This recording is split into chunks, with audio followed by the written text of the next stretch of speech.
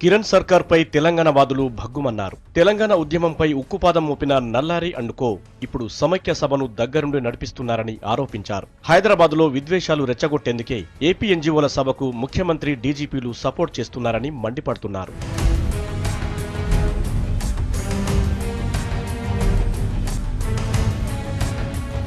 తెలంగాణ ఆకాంక్షను అడుగడుగునా అడ్డుకున్న డీజీపీపై ఎంపీ వివేక్ ఫైర్ అయ్యారు. డీజీపీ పదవికే మచ్చ తెస్తున్న దినేష్ రెడ్డిని పదవి నుంచి తొలగించాలని డిమాండ్ చేశారు. కిరణ్ కుమార్ రెడ్డికి ముఖ్యమంత్రిగా కొనసాగే అర్హత లేదని కౌంటర్ ఇచ్చారు. సీమాంధ్రలో రెచ్చగొట్టడానికి అక్కడ ఇంకా ఉద్రేకంగా అక్కడ ప్రొటెస్ట్ కావాలని చెప్పి ఈ డీజీపీ సహకరిస్తున్నాడు.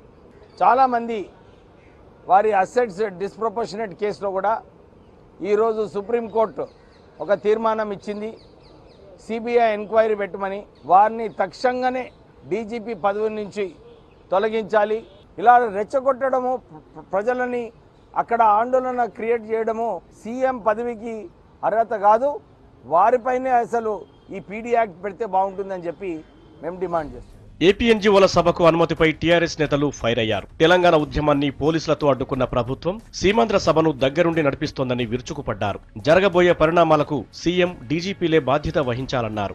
ఇవాళ సమైక్యాంధ్ర సభ జరుగుతాము హైదరాబాద్లో అంటే మాత్రం రక్షణ కవచంగా పోలీసులు నిలుస్తున్నారు.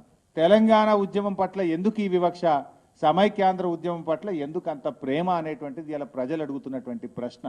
దీనికి సమాధానం చెప్పాల్సింది కిరణ్ కుమార్ రెడ్డి గారు, డీజీపీ దినేష్ రెడ్డి గారు.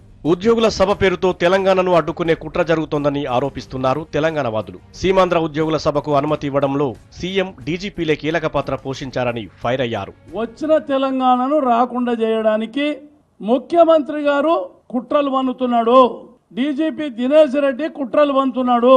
వీళ్ళెవరు? సీమాంధ్ర నాయకులు. ఇది మరి హైదరాబాద్ ప్రజలందరూ గమనించాలని చెప్పని మేము కోరుతున్నాం. సమైక్య ఉద్యమానికి సపోర్ట్ చేస్తున్న సీఎం, డీజీపీలు పదవులకు రాజీనామాలు చేయాలని డిమాండ్ చేస్తున్నారు తెలంగాణ వాదులు. విభజనపై విషం వెళ్లగక్కుతున్న సీమాంధ్ర నేతలకు తగిన గుణపాఠం తప్పదన్నారు.